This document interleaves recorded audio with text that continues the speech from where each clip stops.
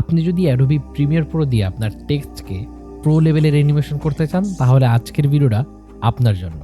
So basically premier প্রোতে আপনার টেক্সটকে pro লেভেলের animation করার জন্য আপনি সরাসরি প্রথমে প্রিমিয়ার প্রোতে চলে আসবেন, দেন হচ্ছে আপনি এখানে চলে আসবেন উইন্ডোজ থেকে আপনি যদি 2025 সালে সফটওয়্যার ইউজ করেন দেন আপনি চলে আসবেন গ্রাফিক্স অ্যান্ড টেমপ্লেট এই অপশনটাতে। এই অপশনে আসার পরে আপনি এখান থেকে siding to right, siding to up button যে কোনো একটা হচ্ছে আপনি এখানে নিয়ে নেবেন।